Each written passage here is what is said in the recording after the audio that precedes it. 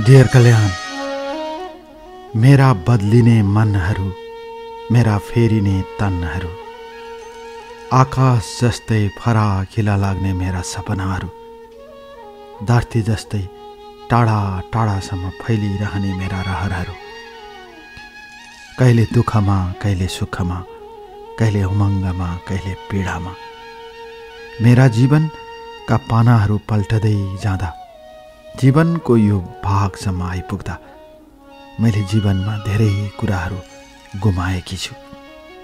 गुमाउनुको नाममा मैले थुप्रै सम्झनाहरू आफूसँग सँगालेकी छु। जीवन के हो, भाग्य के हो, बाटो के हो, गोरेटो के हो, जीवनका हरेक खुड्किलाहरूमा मैले आफूलाई सम्झँदै यहाँसम्म आइपुगेकी छु। त्यसैले त आज तिनै शब्दहरू तपाईलाई लेखेर पठाउन मन लाग्यो।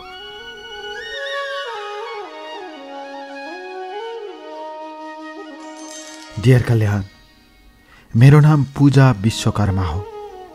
मेरो जन्म विक्रम सम्वत 2056 साल पुस 27 गते भारतको सिमलामा भएको हो। खासमा मेरो बुबाको पुर्खौली घर सुर्खेत हो र रोजगारीको सिलसिलामा बुबा भारतको सिमला जानुभएको थियो, भर्खरै आमालाई विवाह गरेर। मेरो बुबा सिमलामा स्याउ टिप्ने काम गर्न जानुभएको थियो। आमालाई छोडेर सिमला जानुभएको बुबाको पछि लागेर केही समयपछि आमा पनि सिमला पुग्नु भएछ र त्यहाँ दुवैजनाको फेरि मिलाप भएपछि सँगसँगै एउटै बोटका स्याउहरू टिप्दै फेरि प्रेमका वर्षाहरूले दुवैलाई भिजाउन थालेछ र त्यसपछि त्यहीँ घरवास बसेछ र म त्यहीँ सिमलामा जन्मेकी। त्यति बेला बुबा आमासँगै हामी 5 जनाका सन्तान थियौँ। हामी 5 जना मध्येको कान्छी छोरी मभन्दा माथि 2 जना दिदी हुनुहुन्छ र 2 जना साना भाइहरू छन्। सानोमा सिमलाको वातावरणमा हुर्किए म हिउँ पर्दा हातहरू ठिर्याउने निकै दुःख लाग्दो थियो हाम्रो जिन्दगानी। साहुको बारीमा उम्रिएका स्याउहरू टिप्नु पर्थ्यो। त्यहीँबाट आएको पैसाले आफ्नो गुजारा चलाउनु पर्थ्यो मेरो बुबा आमालाई र त्यही साहुहरूले दिएका लुगाहरू हामीले लगाउँथ्यौँ र त्यहीँको माटोमा खेल्दै त्यहीँको माटोमा हुर्कदै म स्कुल जान थालेँ। सत्तान्दली स्कुल कोटखाई भन्ने ठाउँमा हाम्रो बसोबास थियो र त्यहीँको सत्तान्दली स्कुलमा म पढ्न जान थालेँ। बुबा आमासँग स्याउ टिप्न जानुहुन्थ्यो र म पनि आमा बुबासँग स्याउ टिप्न जान्थेँ। दिदीहरू पनि जानुहुन्थ्यो। बाँकी समय मैले पढ्ने गर्थेँ। यसरी मेरो बालापन बित्दै गयो। म ठुली हुँदै गएँ। सिमलाको वातावरण रमाइलो थियो, चिसो भए पनि। नेपालको झल्को दिने त्यो ठाउँमा नेपालको सम्झना आइरहन्थ्यो र त्यहीँको चिसोमा सिमलाको वातावरणमा म हुर्कदै गएँ, बढ्दै गएँ र जीवनका थुप्रै सम्झनाहरू त्यतै कतै छोडेर मैले जीवनका पलहरू बिताउँदै गएँ। कुरा विक्रम सम्वत 2067 सालको हो। म 12 वर्षकी थिएँ। एक दिनको कुरा हो। बुबा राति घरमा आउँदा विष खाएर आउनु भएको रहेछ र हातमा बोतल पनि थियो। हामी सबैजना घरमा थियौँ। घरमा मालिकले गाईहरू पनि दिएको थियो। गाईहरूबाट दुध निकाल्ने र दुध आदि गर्ने चलन थियो। बुबाले पनि गाईहरू पाल्नु भएको थियो त्यही साहुको।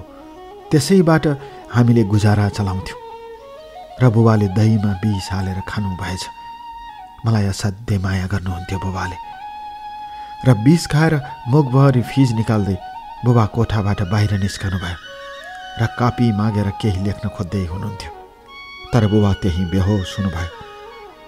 मुखबाट फिज आयो, लेख्न सक्नु भएन। त्यसपछि बुबालाई अस्पताल लगियो।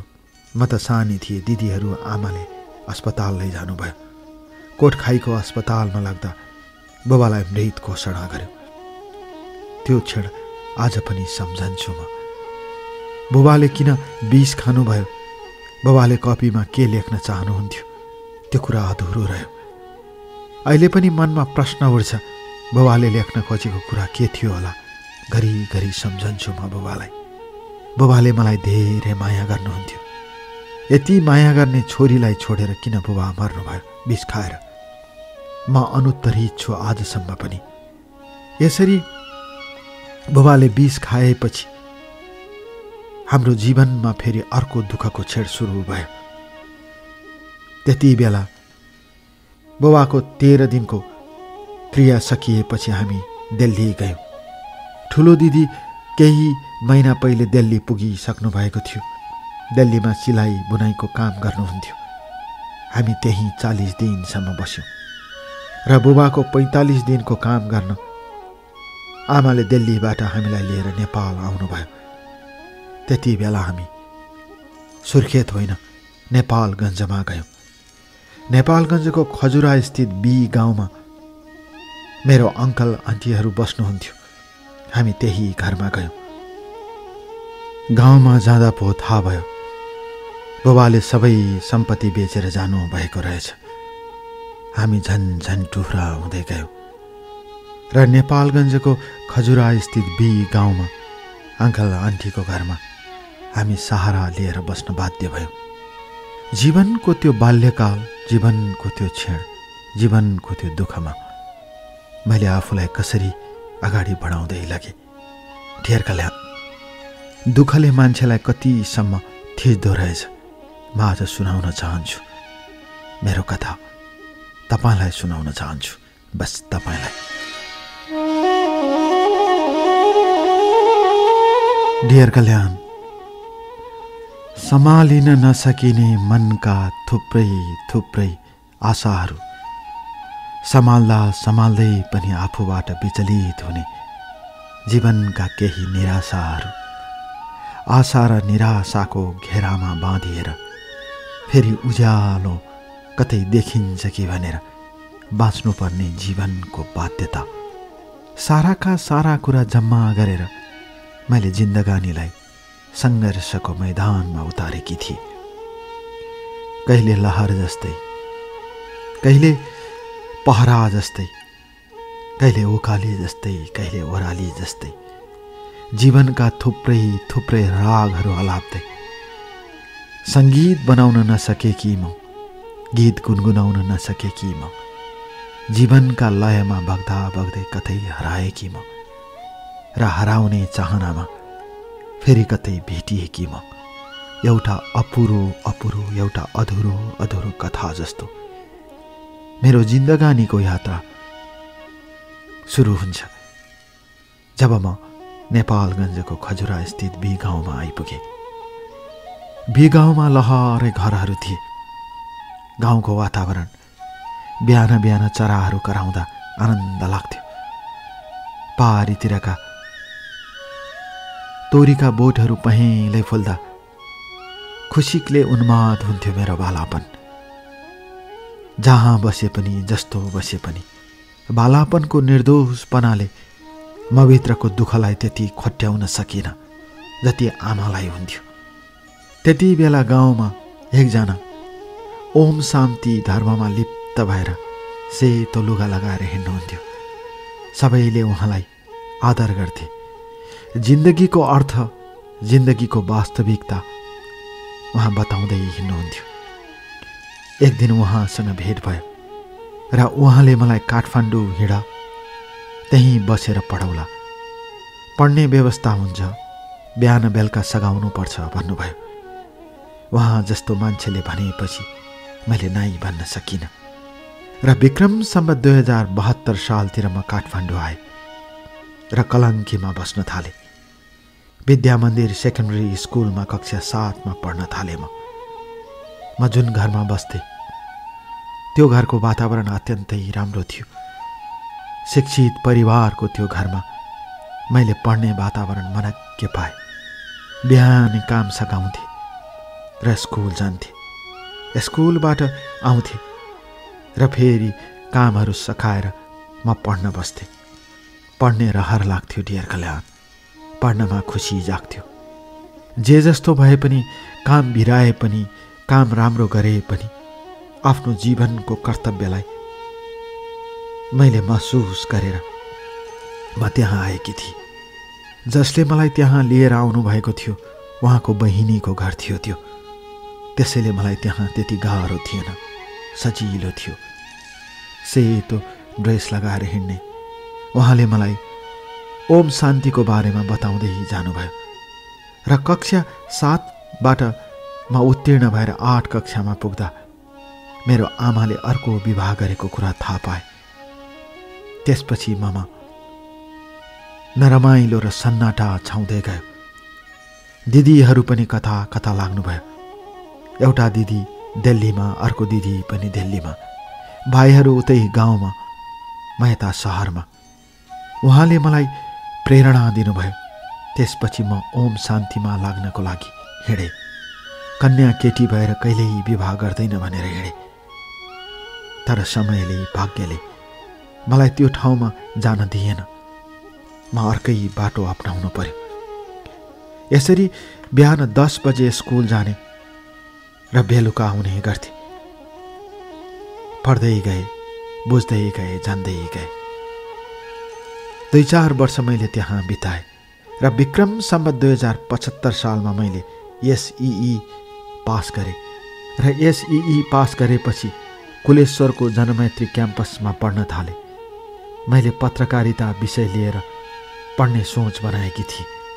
बिहान क्याम्पस जाने। स्कुल पढ्दा जस्तो बिहान र बेलुका घरमा सघाउन नपाइने वातावरण बन्यो।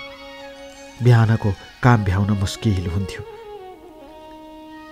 तर पनि जसो तसो गर्थे, जानी नजानी कामहरू गर्थे। यसरी जीवनका आशा र प्रेरणाहरू जगाइदिनु भयो मलाई उहाँले। उहाँको नाम कलावती गिरी हो। उहाँले म भित्रको प्रेरणालाई, हौसलालाई बढाइदिनु भयो। म आभारी छु। र उहाँको बहिनीको घरमा म जहाँ बस्थे उहाँहरूप्रति पनि म आभारी छु। मैले जे सिकेँ, जे जाने, मैले त्यहीँ जाने। एउटा शिक्षित परिवारको घरमा बस्दा कति कुरा जानिदो रहेछ भन्ने कुराको महसुस मलाई भयो। म आभारी छु उहाँहरूप्रति। यसरी दिनहरू बित्दै जान थाले। म जनमैत्री क्याम्पसमा जाँदा सबैले मलाई चिन्थे। म बोल्न नडराउने, सबैको अगाडि ढुक्क भएर बोल्ने भएकोले स्कुलमा सानोतिनो कार्यक्रम हुँदा मलाई त्यहाँ सहभागिता जनाउनु पर्ने बाध्यता हुन्थ्यो। मैले सहभागिता जनाउँथेँ। र त्यति बेला मेरो एकजना साथी थिए स्कुलदेखिको। विद्या मन्दिर सेकेन्डरी स्कुलमा पढ्दा कक्षा 7देखिको साथी थिए। उसको नाम मिना विश्वकर्मा। मिनाको घर धादिङमा थियो। ऊ सानैदेखिको साथी। हामी असाध्यै मिल्थ्यौँ। असाध्यै मिल्ने भएर कहिलेकाहीँ छुटिन पनि मन लाग्दैन थियो। मेरो असाध्यै मिल्ने साथी थिए ऊ।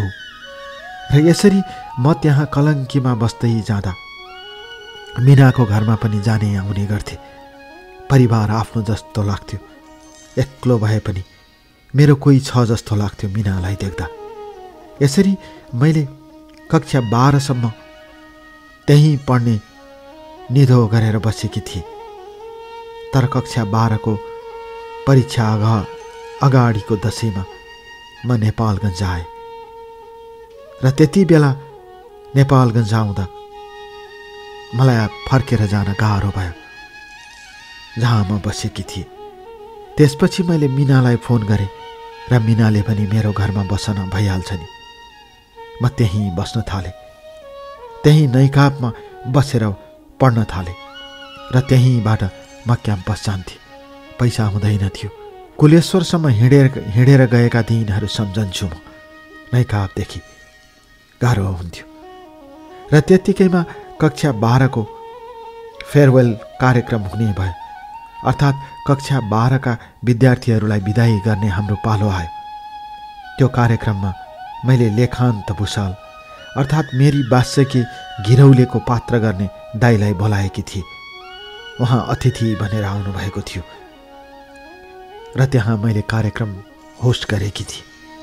उहाँलाई मेरो प्रस्तुति मन परेर होला लेखान्त भुषाल अर्थात् घिरौले दाइले मलाई भन्नुभयो, एउटा मिलिजुली नाम गरेको टिभी छ, युट्युब च्यानल छ, त्यसमा काम गर न, तिमीले काम गर्न सक्छौ भन्नुभयो। पहिला त मलाई आँट आएन, तर बिस्तारै मैले काम गर्न थालेँ। सुरुमा डराए पनि उहाँले हौसला दिनुहुन्थ्यो र मलाई कार्यक्रम गर भन्नुहुन्थ्यो। मैले गर्दै गएँ र महिना पुगेपछि उहाँले मलाई 10,000 रुपियाँ दिनुभयो पारिश्रमिक स्वरूप। मैले 10,000 को जागिर खाएँ भन्ने मलाई विश्वास भयो। त्यसपछि मेरो मन मिडियातिर बढी र पढाइतिर कम हुन थाल्यो। मैले किन त्यसो गरेँ होला, अहिले पश्चाताप लाग्छ र मैले कार्यक्रम गर्न थालेँ। महिनाको 10,000 आउन थालेपछि मैले जीवनको बाटोलाई अलिकति फराकिलो बनाउँछु कि भनेर सोचेँ। ढेर कल्याण, केही नभएकी म सिमलामा जन्मेकी केटी, त्यो पनि समाजले दलित भनेर चिन्छ। बुबाले विष खाएर मर्नुभयो। आमाले 45 दिनको क्रियाको लागि नेपालगञ्जको बी गाउँमा ल्याएर हामीलाई काका काकीको घरमा छोडिदिनु भयो। सङ्घर्ष गर्दा गर्दै म काठमाडौँ आइपुगेँ र काठमाडौँको एउटा शिक्षित परिवारमा बस्दा मैले धेरै कुरा सिकेँ। सिक्दा सिक्दै मैले आफ्नो जीवनमा केही गर्छु कि भन्ने विश्वास त्यति बेला पलायो जब मैले युट्युबमा होस्ट गरेर 10,000 को तलब पाउन थालेँ। मलाई केही आशा लाग्यो। गरिबको लागि 10,000 ठुलो कुरा थियो। म जस्तो केटीको लागि म सुनाउँछु ढेर कल्याण। मेरो जिन्दगानीको कथा आज तपाईँलाई दिल खोलेर सुनाउँछु। कति सङ्घर्षपूर्ण छ मान्छेको जिन्दगानी, कति गहरो छ मान्छेको जिन्दगानी। म आज तपाईँलाई सुनाउँछु दिल खोलेर, बस दिल खोलेर।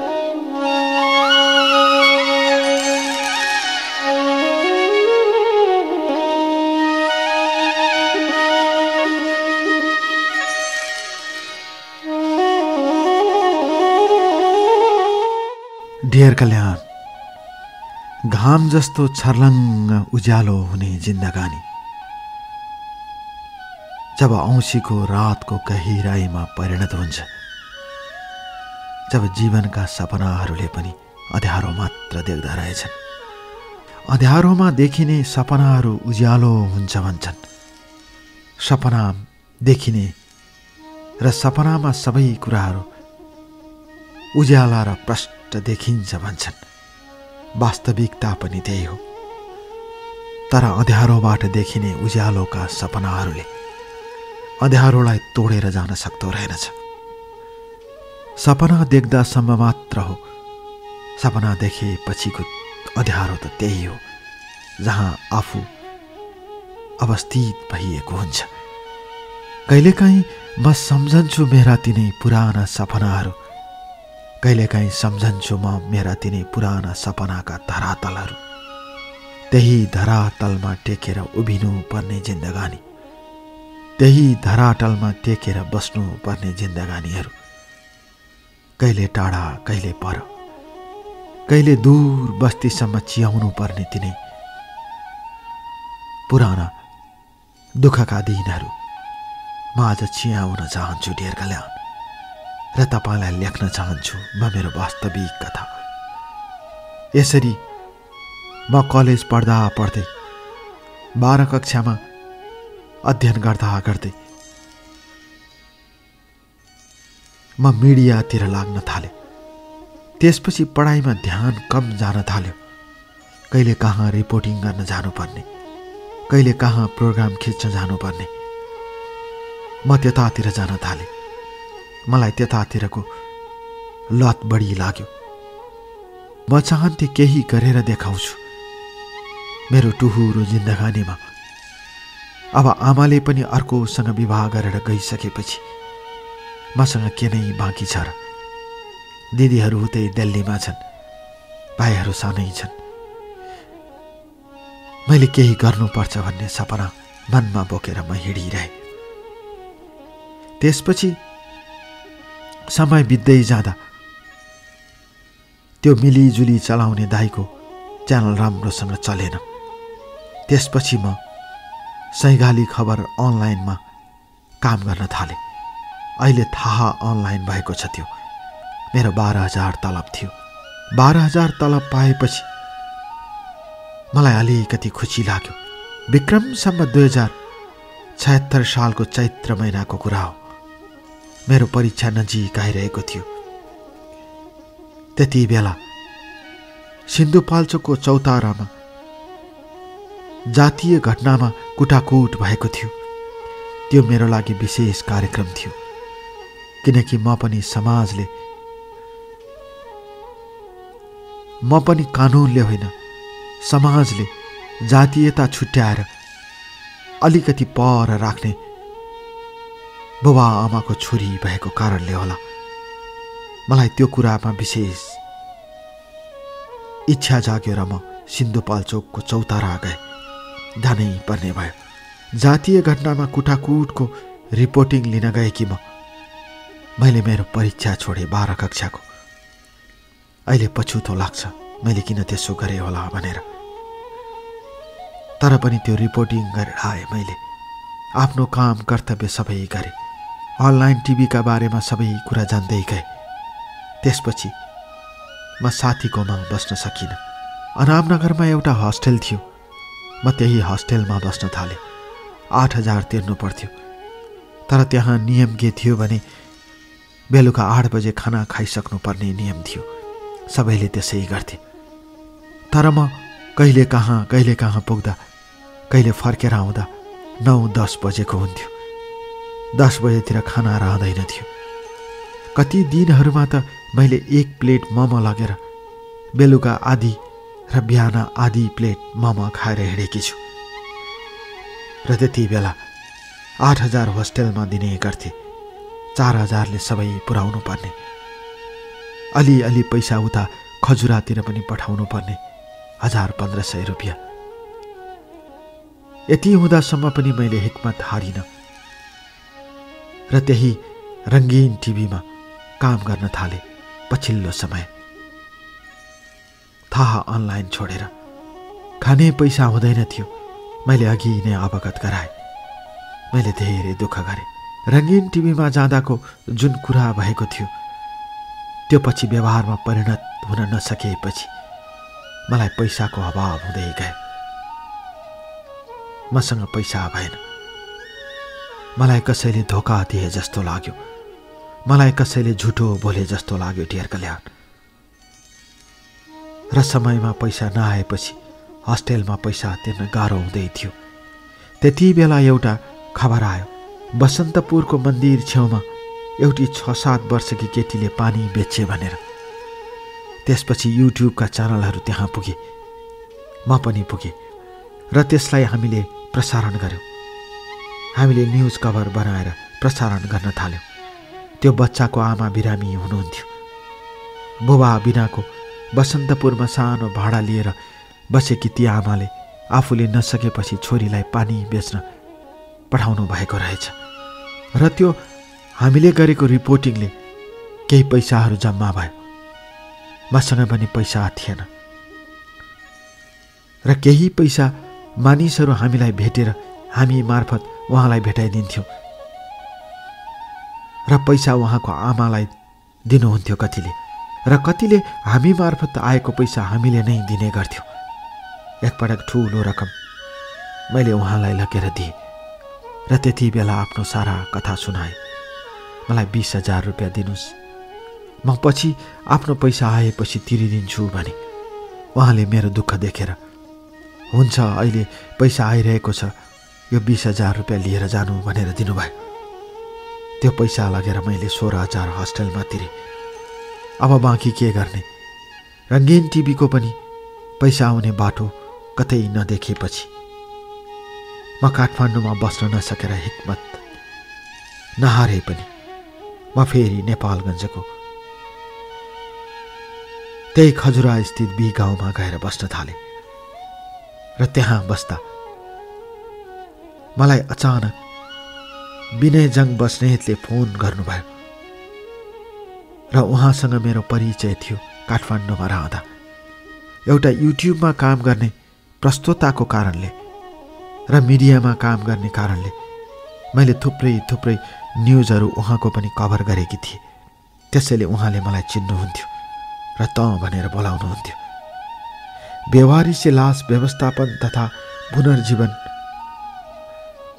भन्ने संस्थाको केन्द्रीय अध्यक्ष हुनुहुन्थ्यो उहाँले अचानक मलाई फोन गर्नुभयो र भन्नुभयो नेपालगञ्जमा पनि शाखा खोल्नु पर्ने भयो, खोल्न सकिन्छ कि सकिँदैन भनेर। म त नेपालगञ्जमै थिएँ र मैले हुन्छ भने र त्यति बेला म नेपालगञ्जको कोलपुरमा रहेको रेडियो प्रतिबोधमा कार्यक्रम गर्न थालेकी थिए। 6000 रुपियाँ आउँथ्यो पारिश्रमिक, त्यसैले गुजारा त चलाइरहेकी थिए। र उहाँको त्यस्तो फोन आएपछि मैले हुन्छ भने त्यसपछि उहाँहरू आउनुभयो र हामी पहिलो पटक भेरी अस्पतालमा कुहिएको लास हेर्न गयौँ। लासको चिन जानेको मान्छे कोही थिएन। धेरै लास जम्मा भएपछि नगरपालिकाले लगेर गाडिदिँदो रहेछ। त्यति बेला विनयजङ बस्नेतले भन्नुभयो यो लासलाई लगेर हामीले दागबत्ती दिनुपर्छ। कसैले दागबत्ती दिएन भनेर त्यत्तिकै लासलाई गाड्नु हुँदैन, हाम्रो यो कर्तव्य हो भनेर हामीले टाटा गाडीमा हालेर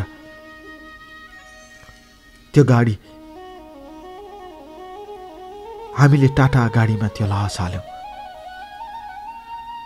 र नेपालगञ्ज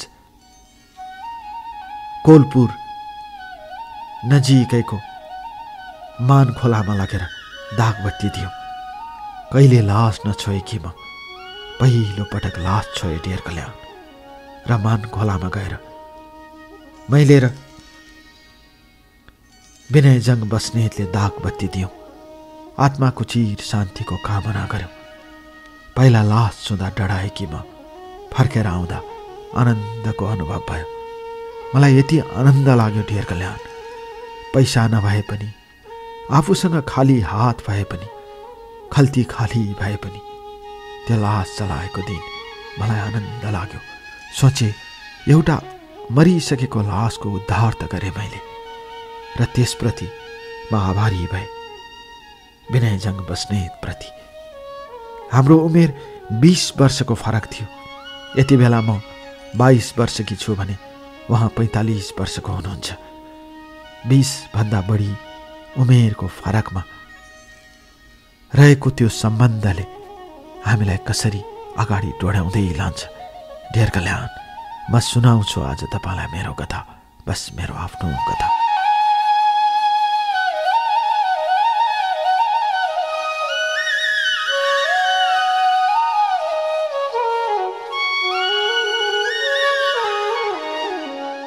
डेर कल्याण,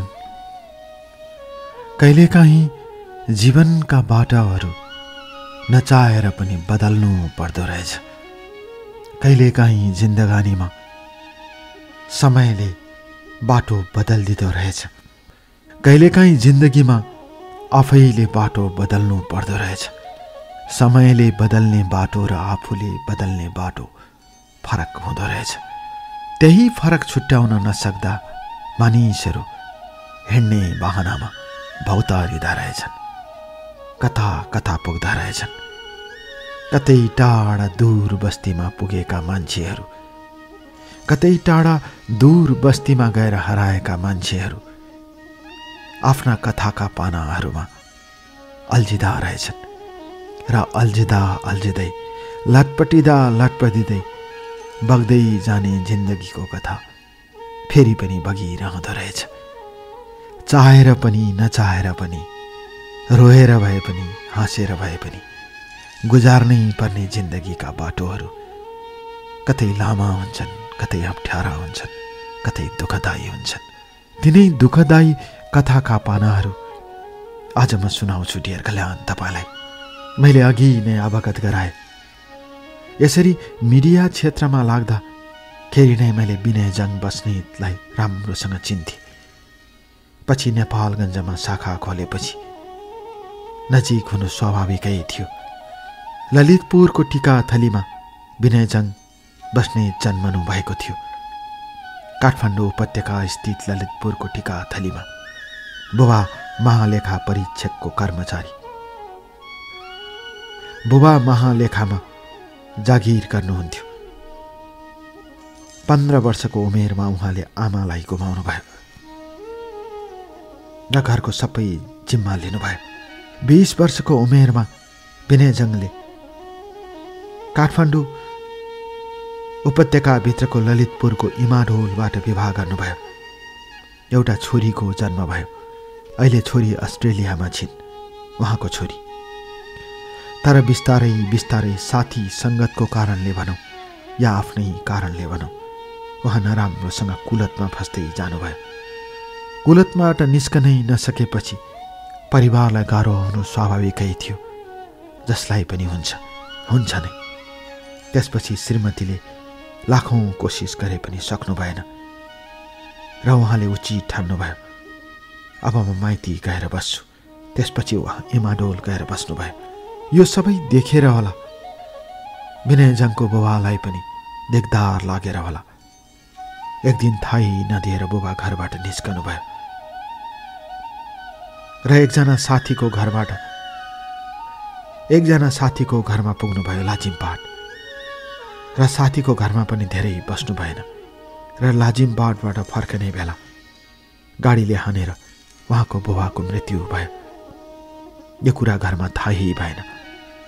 उहाँको लासलाई टिचिङ हस्पिटलमा लगियो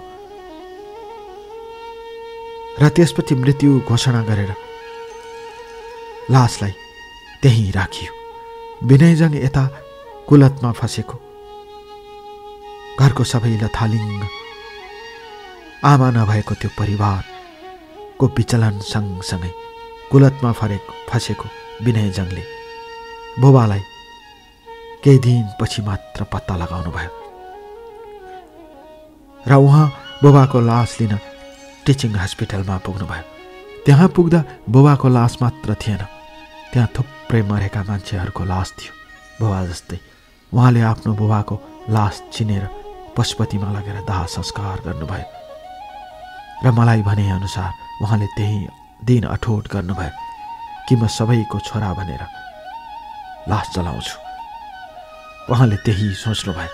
तर भाग्यले दुर्भाग्यले उहाँको आफ्नै कारणले उहाँ कुलतमा फेरि फस्दै जानुभयो बुबाको मृत्युपछि। काठमाडौँको ललितपुर स्थित टिकाथलीको रैथाने उहाँ जग्गा जमिन राम्रो भएको मान्छे। पछि रिहाब सेन्टर ललितपुरको चौभारमा बस्नुभयो र त्यहीँबाट उहाँले बेवारिसी लास जलाउने काम गर्नुभयो र कहिलेकाहीँ बेवारिसी लास जलाएर टिकाथलीमै आउँदा वरपरका चिया पसलेहरूले जसले उहाँलाई चिन्थे भित्र पस्न दिँदैनथे। लास छोएर आएको मान्छे, त्यो पनि के खान्छ, यसलाई भित्र छिन्न दिनु हुँदैन भन्थे मान्छेहरूले।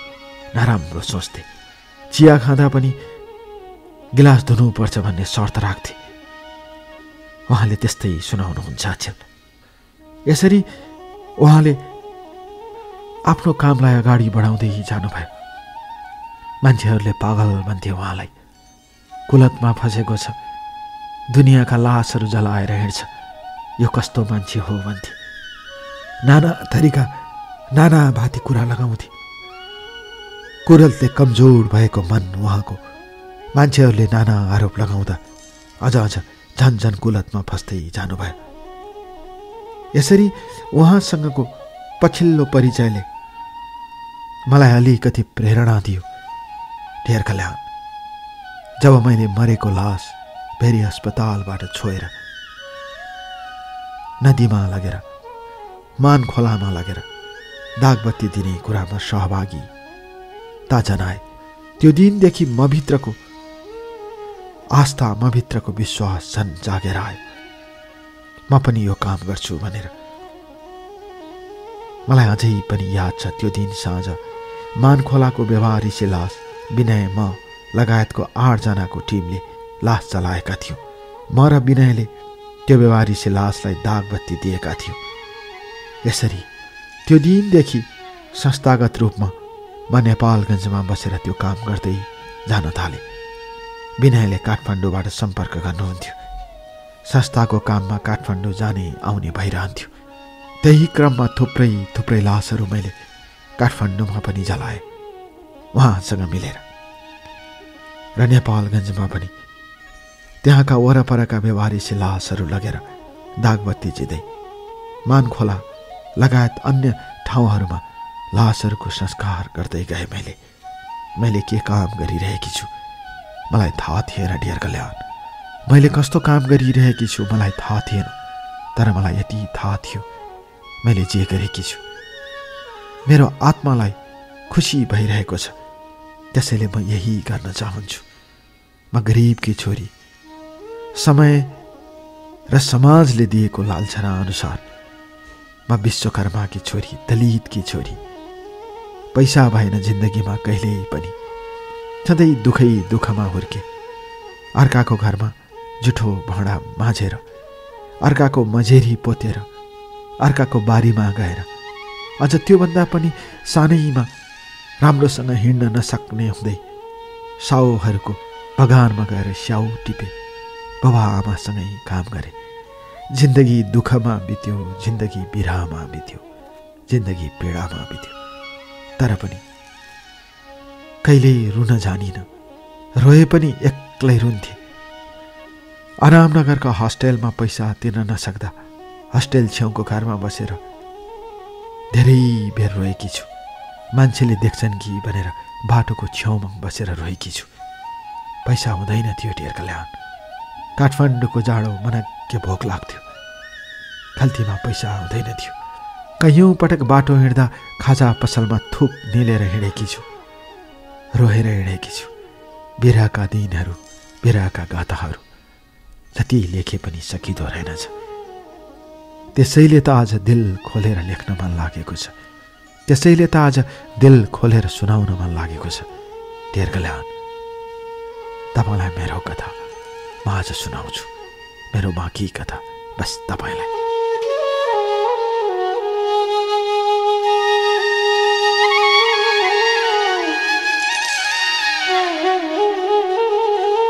डियर कल्याण, कहिलेकाहीँ आफ्नै शरीरमा भएको घाउमा पनि नुनचुक छर्केर आफ्नो पीडा आफै सहन बाध्य बन्ने दिन पनि आउँदा रहेछन्। कहिलेकाहीँ उमङ्गमा हाँसेर आफ्नो शरीरका घाउहरूमा मलम लगाएर आनन्दले बिताउने दिन पनि आउँदा रहेछन्। जब दिनहरू दिन बनेर बित्न थाल्छन्, जब दिनहरू दुःख बनेर बित्न थाल्छन्, तब समाजले, मान्छेले गिच्याउँदो रहेछ। यसरी विनयजङसँगको मेरो काम गर्ने तरिका र विनयजङको सामिप्यताले हामीभित्र कस्तो प्रभाव पर्यो मलाई थाहा छैन। तर बिस्तारै बिस्तारै मान्छेहरूले म माथि पनि नजर लगाउन थाले। म केटी मान्छे, सङ्घर्ष गरेर बाँचिरहेकी मसँग के नै थियो र डियर कल्याण। सारा कथा तपाईँको अगाडि सुनाइसके। मसँग के नै बाँकी थियो र? खानलाई पैसा नहुने केटी म, अरू के नै हुन्थ्यो र मसँग?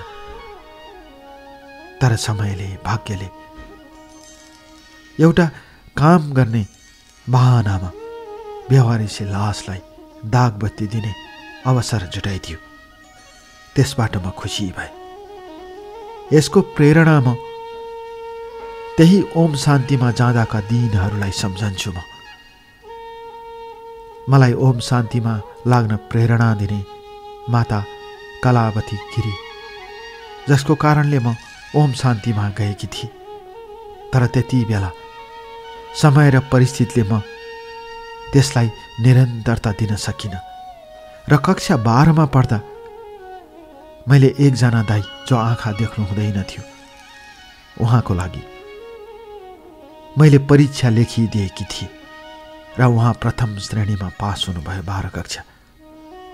त्यति बेलादेखि ममा सानो आशा पलायो, अरूलाई सहयोग गर्दा कति मजा आउँदो रहेछ। उहाँ पास भएको दिन म आफै पास भए जस्तै खुसी भएकी थिएँ।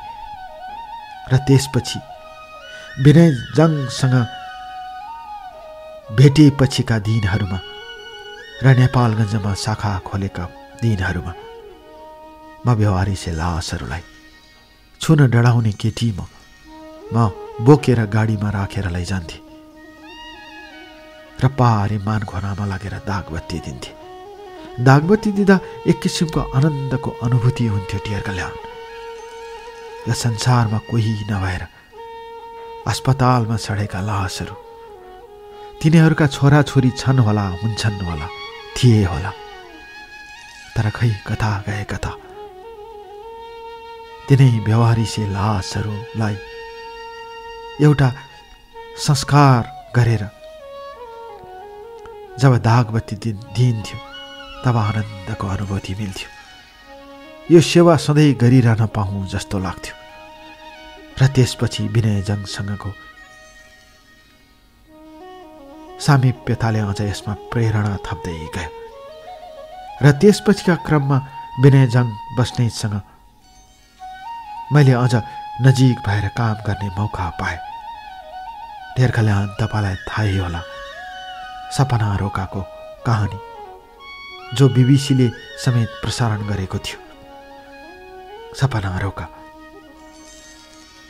त्यति बेला विनय जङले उहाँलाई रिहाब सेन्टरमा लगेर जानु भएको थियो रे। त्यति बेला रिहाब सेन्टरका मान्छेहरूले विनय जङलाई भने, अब तिमी स्वयं रिहाब सेन्टर भइसक्यो,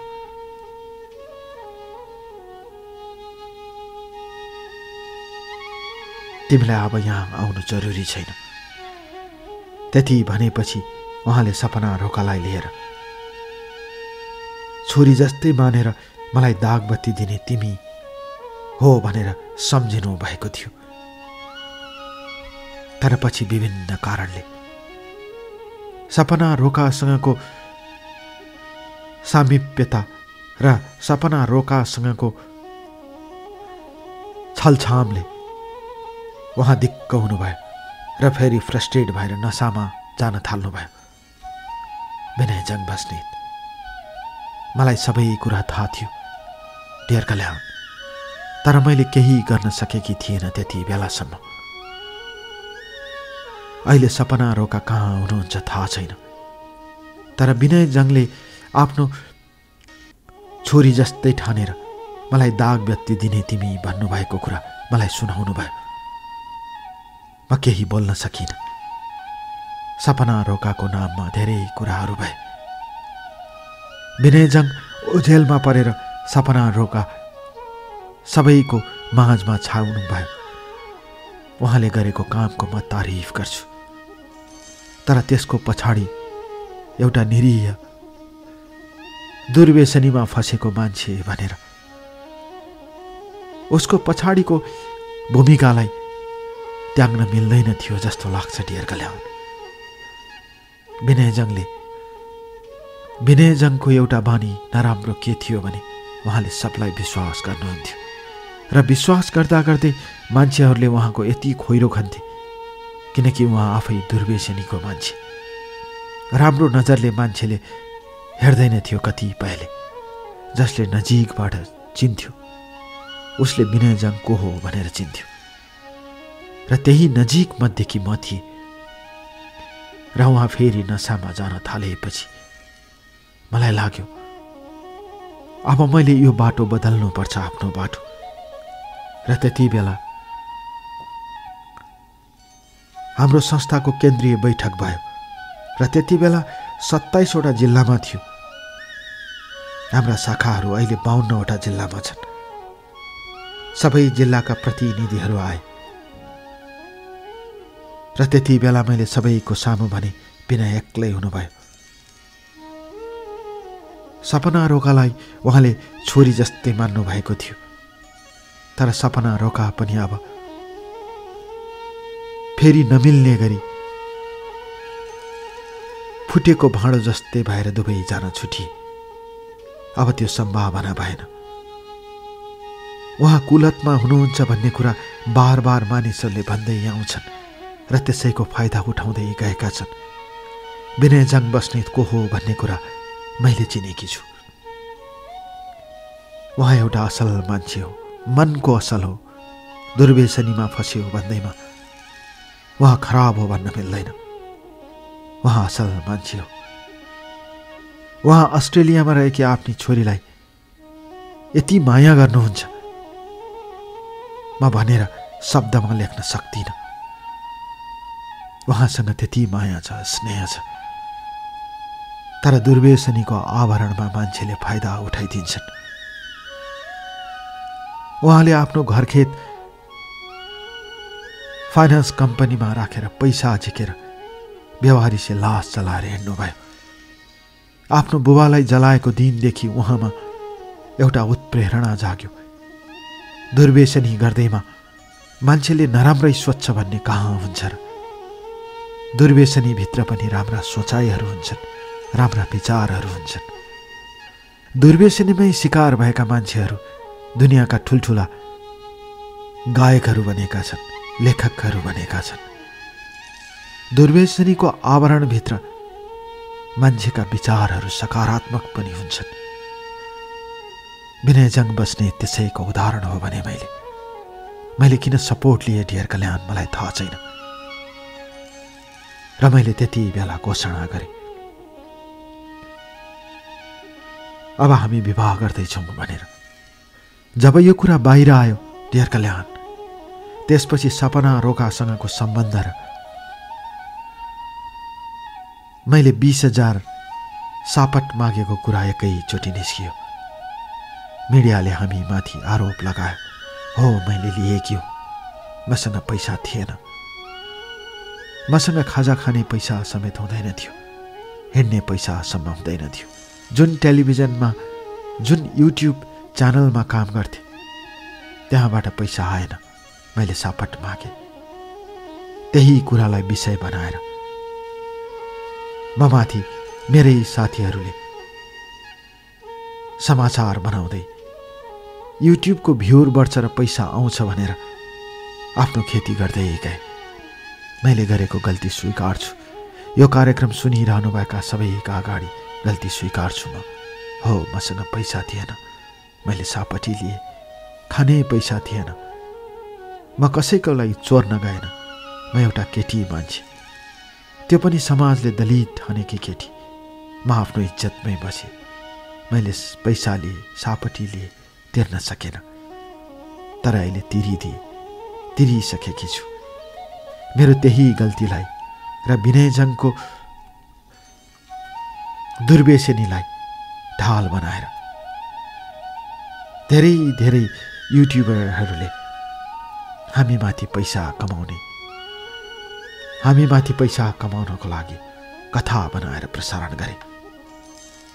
जति बेला म विनयजङ शाहसँग विवाह गर्छु, हामी विवाहित हुन गइरहेका छौँ भन्ने कुरा जब मैले सुसेले, त्यसपछिको यो घटनाले मलाई दुखी बनायो डियर कल्याण। र म सुनाउँछु आज तपाईँलाई म कसरी विनयजङ बस्नेतसँग अहिले यही लोकन्थलीमा बसिरहेकी छु। म आज सुनाउँछु तपाईँलाई मेरो कथा, बस मेरो कथा।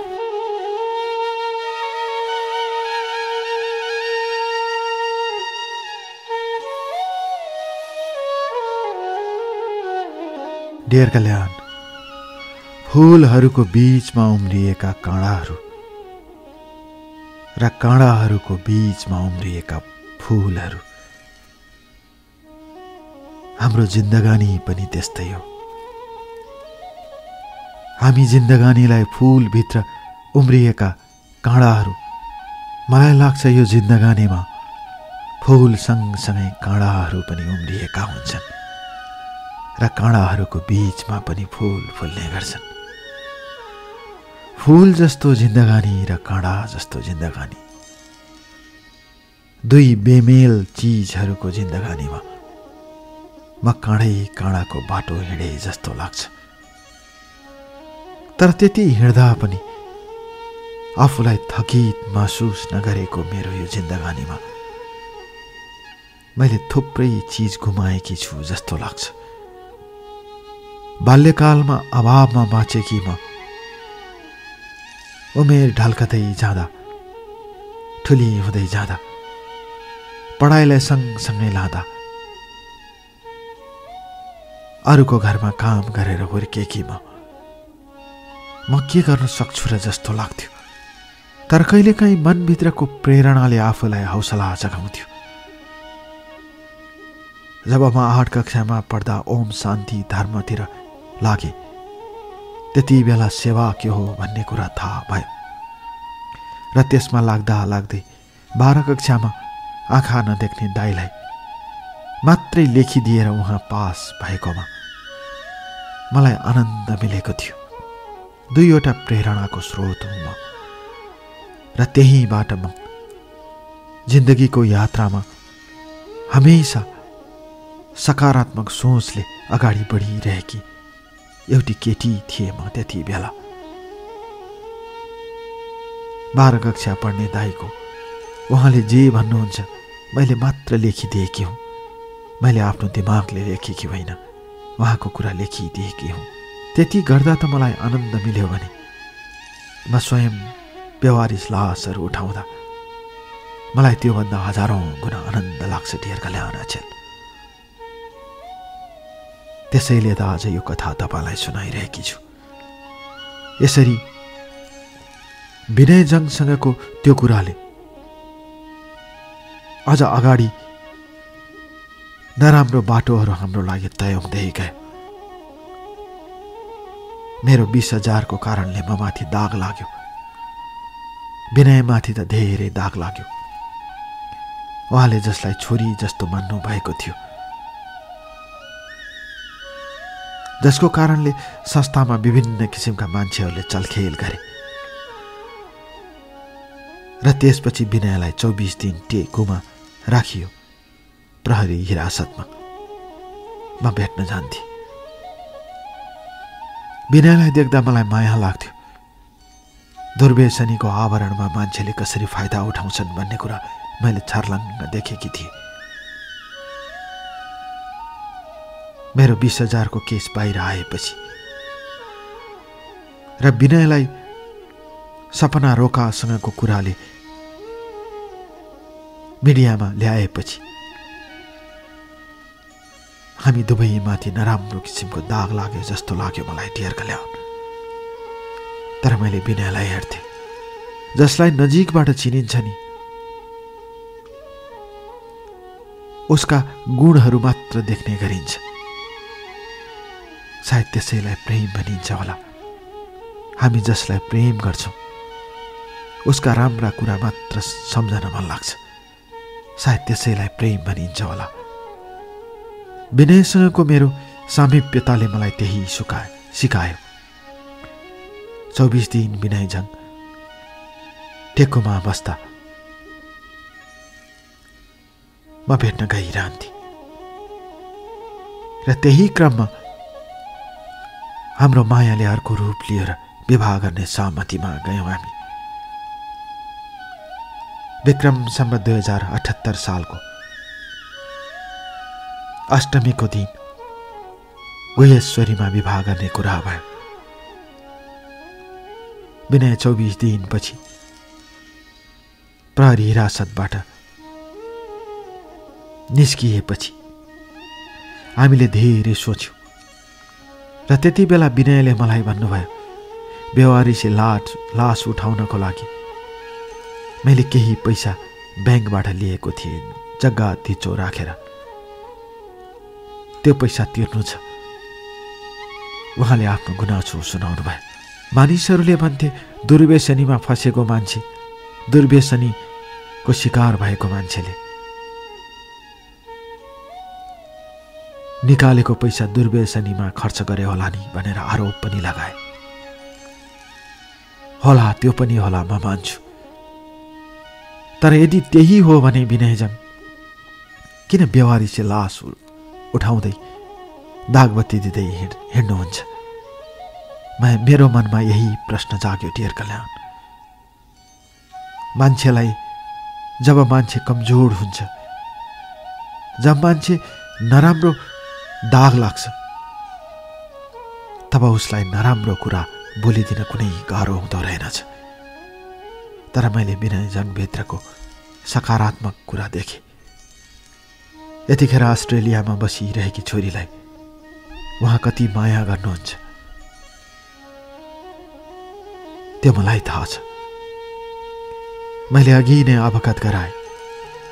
उहाँले गुमाएका कुराहरू, उहाँले गल्ती गरेका कुराहरूमा पश्चाताप गर्नुहुन्छ। त्यो मलाई थाहा छ डियर कल्याण। त्यसैले मैले उहाँलाई साथ दिने निधो गरेँ र जुन दिन हाम्रो बिहे हुने निधो थियो त्यो दिन आइपुग्यो, अर्थात् विक्रम सम्वत 2078 साल दशैंको अष्टमीको दिन गुहेश्वरीमा हामीले विवाह गर्यौं। विवाह पश्चात मलाई धेरैले आरोप लगाए, सम्पत्ति देखेर गई भनेर। मैले केही भनिन डियर कल्याण। म कुन परिवेशबाट आएको, म कहाँबाट आएको, म एउटा दलितको छोरी। मैले मेरो कथा आज तपाईलाई छर्लङ्ग सुनाए, जस्ताको तस्तै, घाममा सुकाएको बिस्कुट जस्तै। डियर कल्याण, तपाईले भन्नुहुन्छ नि, जिन्दगानी त पर्दाविहीन कोठा जस्तो उज्यालो र सफा हुनुपर्छ। म आज तपाईको कार्यक्रम मार्फत पर्दाविहीन कोठा जस्तो मनलाई सफा र उज्यालो बनाएर तपाईलाई सारा कुरा लेख्दैछु। धेरैले विनयको सम्पत्ति खानको लागि गई भने, तर यो कुरा विनयजङले स्वीकार्नु हुँदैन। जब स्वीकार्नुहुन्छ तब म त्यसलाई स्वीकार्छु। जुन मान्छेसँग म विवाहित छु उहाँले स्वीकार्नु हुँदैन भने यो कुरा अरूले स्वीकारेर काम छैन। त्यसैले मैले विवाह दर्ता नगरौँ भनेको छु। हाम्रो विवाह भएको पक्का हो, तर विवाह दर्ता नगरौँ भनेर अहिलेसम्म हाम्रो विवाह दर्ता भएको छैन डियर कल्याण। आज पनि विनयजङले आफ्ना जग्गाहरू धितो राखेर पैसा निकालेका थुप्रै थुप्रै केसहरू मेरो अगाडि जस्ताको तस्तै छ। अहिले म विनयजङसँगै काठमाडौँ उपत्यकाको ललितपुर स्थित टिकाथलीमा रहेको उहाँको घरमा छु। म उहाँको श्रीमती भएर भित्रिएकी। उहाँलाई दुःख हुन दिँदैन जस्तो लाग्छ। मैले उहाँबाट मैले प्रेरणा पाएँ, समाज सेवा गर्ने एउटा अवसर पाएँ। मान्छेले दुर्व्यसनीको शिकार बनाएर उहाँलाई गाली गर्यो, तर दुर्व्यसनी मान्छेभित्रको सकारात्मक कुराहरू कसैले देखेन। दुर्व्यसनीहरूको मनभित्रको सकारात्मक कुराहरू पनि देख्नुपर्छ। मैले अघि नै अवगत गराएँ, दुर्व्यसनीमा फँसेका थुप्रै थुप्रै सिङ्गरहरू स्टार बनेका छन्। दुर्व्यसनीमा फँसेका थुप्रै थुप्रै मान्छेहरू लेखक बनेका छन्। मान्छेले चमत्कार गरेका छन्। त्यसैले दुर्व्यसनीलाई हेला गर्नु हुँदैन। उनीहरूभित्रको सकारात्मक कुरा खोजिदिनुपर्छ, जसले गर्दा उनीहरूले त्यो बाटो त्यागुन्। म आज त्यही बाटोमा छु। विनयले आफ्नो बाटो अगालेको जुन यात्रा छ त्यसलाई साथ दिइरहेको छु डियर कल्याण। यतिखेर हामीले सडक बालबालिकाहरूको लागि तातो खाना खुवाउने भनेर पनि लागि परेका छौँ। हामीसँग आर्थिक स्रोत अरूबाट जुटेको छैन, नगन्य रूपमा मात्रै जुटेको छ। स्रोत जुटाउने विनय हो। आफ्नो सम्पत्ति धितो राखेर पैसा निकालेर उसले यो काममा लागेको छ। तराजु सही माथि अनेक किसिमका लान्छना लगाएर मलाई सम्पत्ति देखेर विवाह गरेको भन्नेहरूप्रति म त्यही अनुरोध गर्न चाहन्छु। हामी बाँचुन्जेल व्यवहारिस लासहरूलाई दागबत्ती दिएर दाह संस्कार गर्नेछौँ। हाम्रो उद्देश्य यही हुनेछ। हामी विचलित हुने छैनौँ। यो समाजमा थुप्रै मान्छेहरूका छोराछोरी हुन्छन्, आफन्तहरू हुन्छन्, तर मर्ने बेला कोही पनि हुँदैनन्। तिनै व्यवहारिस लासहरूलाई उठाएर जलाउनुमा र दागबत्ती दिनुमा जति आनन्द मिल्छ संसारमा, त्योभन्दा अर्को आनन्द मैले कतै देखेकी छैन डियर कल्याण। बस मैले र विनयले कतै देखेका छैनौँ, बस कतै।